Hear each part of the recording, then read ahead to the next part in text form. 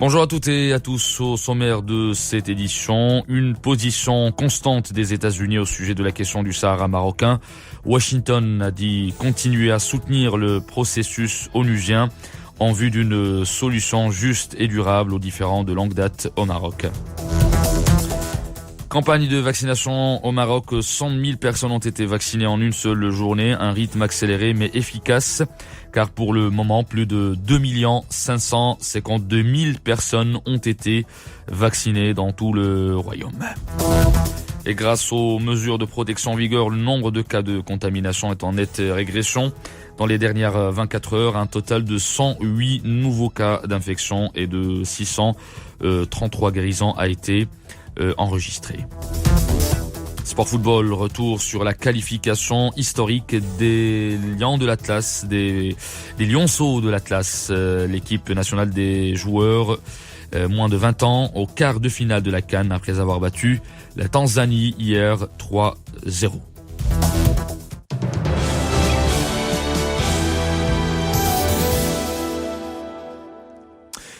Le Sahara marocain, la position des États-Unis ne change pas et aucune mise à jour n'est prévue. En effet, Washington va continuer à soutenir le processus onusien en vue d'une solution juste et durable aux différends de longue date au Maroc. Il s'agit là d'une déclaration officielle du porte-parole du département d'État lors d'un point de presse en réponse à une question sur la position de l'administration Biden. Le responsable américain a affirmé que les États-Unis vont continuer de soutenir le processus de l'ONU et d'appuyer le travail de la MINURSO pour surveiller le cessez-le-feu et prévenir la violence dans la région.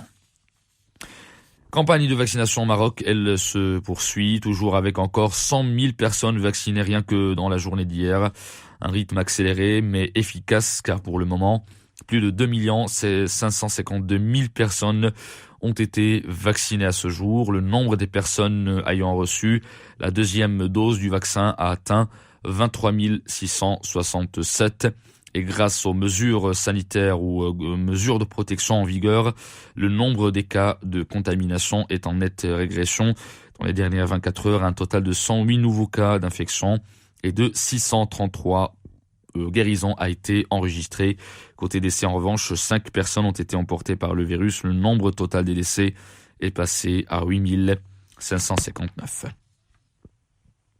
À partir de mercredi prochain, la campagne de vaccination concernera les personnes âgées de 60 à 64 ans. L'élargissement de la campagne de vaccination entre dans le cadre du ciblage de nouvelles catégories. Les personnes porteuses de maladies chroniques, y compris des maladies malignes, et couvertes par la CNOPS, la CNSS ou le RAMED, sont également concernées. Et ces personnes concernées, justement, doivent se manifester auprès du site liqahcorona.ma ou par l'envoi d'un SMS sur 17 17. Kamal Marhoum Filali, chef de service des maladies infectieuses et tropicales au CHU de Casablanca, nous en dit plus. Les pathologies chroniques, en tout cas certaines d'entre elles, sont des facteurs de risque de sévérité de la Covid-19. Donc, si on peut leur éviter de faire la Covid-19, c'est une bonne chose. Alors, qui peut être vacciné, qui doit être vacciné? Toutes les personnes qui ont un diabète, toutes les personnes qui ont une cardiopathie, quand ils ont une maladie du cœur chronique, toutes les personnes qui ont une maladie respiratoire chronique, toutes les personnes qui ont un cancer. Alors maintenant, il faut rentrer quand même dans le détail. Quand je dis maladie cardiaque, il ne faut pas que ce soit une maladie cardiaque aiguë, c'est-à-dire quelqu'un qui n'est pas stabilisé. Bien sûr, il ne va pas aller faire le vaccin. D'accord? Je parle de personnes qui ont une maladie cardiaque chronique stabilisée, sous traitement. Quand je parle également de cancer, eh bien, là aussi, faut voir, est-ce que la personne prend une chimiothérapie? Est-ce qu'une chimiothérapie est prévue? Est-ce qu'une radiothérapie est prévue? Donc, tout ça, c'est à prendre en considération. Et donc, il est important de prendre avis du cancérologue également. La campagne de vaccination au Royaume connaît un succès actuellement, vu le nombre de personnes qui ont reçu le vaccin anti-Covid en 3 semaines seulement. Avec une cadence de vaccination accélérée, le Maroc se rapproche de la barre des 3 millions de vaccinés. Le Royaume projette également à court terme de devenir un hub régional de fabrication et de distribution de vaccins.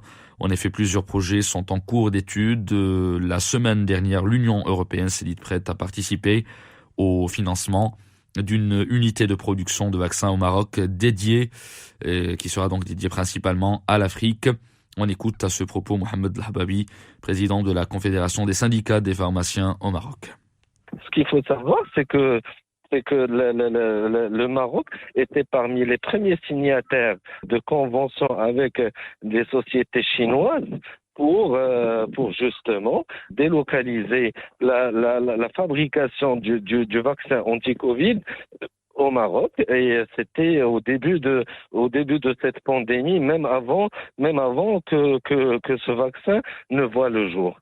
Et ça, on ne peut être que fier en tant que Marocain d'abord, et en tant que pharmacien, on ne peut que féliciter les laboratoires pharmaceutiques nationaux par rapport à cet exploit. Moi, je le qualifie justement d'un exploit parce que ça n'est pas donné à tout le monde de fabriquer ces vaccins. Aujourd'hui, ce qui nous manque, ce n'est pas les capacités, parce que les capacités, on en a, mais ce qui nous manque, c'est justement, je pense que c'est le financement. Mais ce qui nous réjouit aujourd'hui, c'est que certains pays européens ont déclaré qu'ils soutiennent financièrement, ou bien qu'ils vont soutenir financièrement la fabrication du vaccin anti-Covid au Maroc. Le Maroc note avec satisfaction la décision de sortir définitivement de la liste grise de l'Union européenne des juridictions non coopératives à des fins fiscales pour le ministère de l'économie, des finances et de la réforme de l'administration. Cette décision témoigne que les mesures prises sont accueillies favorablement par les partenaires du Royaume et que les efforts consentis et les actions entreprises s'inscrivent parfaitement dans la lignée de la bonne gouvernance fiscale, et cela conformément aux normes internationales. Aux États-Unis, un bilan lourd de la Covid-19. Le pays vient de passer ce lundi la barre des 500 000 morts liés au Covid-19. Le président des États-Unis, Joe Biden, a ordonné la mise en berne des drapeaux sur l'ensemble des bâtiments fédéraux afin d'honorer la mémoire des disparus. La porte-parole de la présidence, Jen Psaki, a déclaré devant la presse que cette mise en berne durerait 5 jours.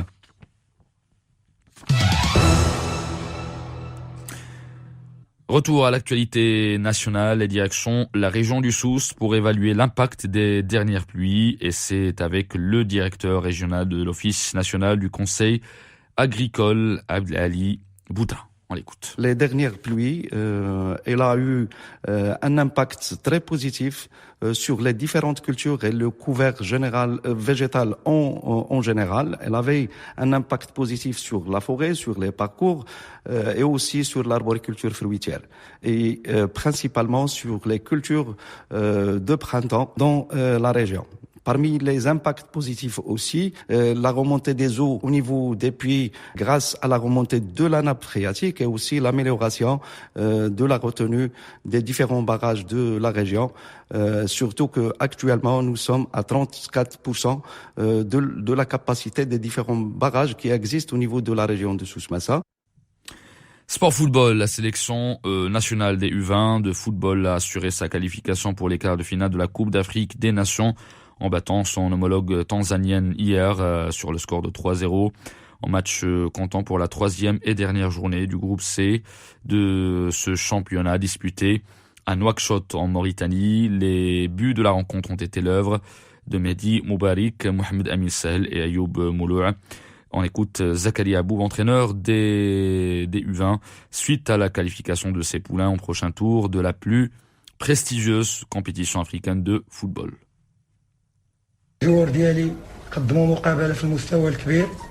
النجاعه اللي غابت علينا في المقابله الاولى قدرنا باننا نسجلوا اهداف، وسيرتو كان لو سيناريو اللي تصورناه هو هذا، On va pas laisser une équipe de Tanzanie اللي خسرت بأخطاء فردية في بريمير ماتش اللي صعب عليها المأمورية وإحنا عرفنا بأنه إلا خلينا الماتش ما في الأول ما حسبناش فيتصعب علينا فلهذا بادرنا من الأول الهجوم الفرص اللي كانت في المقابلات الأولى ما قدرناش نستمروها الأهداف فالحمد لله استثمرناها اليوم تحت لنا عاوتاني العديد من الفرص الدوزيام ميطون نا با بي لو كونكريتيزي الحمد لله خرجنا زيرو بليسيور ما عندناش دي كونترانت ديال لي كارطون باش نقدروا ننظموا الجروب ديالنا غنرجعوا نواديبو عندنا مقابله صعيبه لان سي ان ديربي ماغريبان كونتر اون ايكيب دو تونيزي ديجا لافرونتي في لي فاز دو كاليف مي الحمد لله on va préparer notre équipe comme il le faut. À noter aussi qu'après ce résultat, le 11 national a porté son score de points à 7 tentés du groupe C après 2 victoires et un nul devançant la Gambie. Cette dernière qui a réalisé une énorme surprise après avoir battu par 2-1 le Ghana, arrivé en 3e position du classement, alors que la Tanzanie a terminé 4e et dernière avec un seul point et a quitté donc la compétition. C'est la fin de ce journal. Tout de suite, le rappel des titres.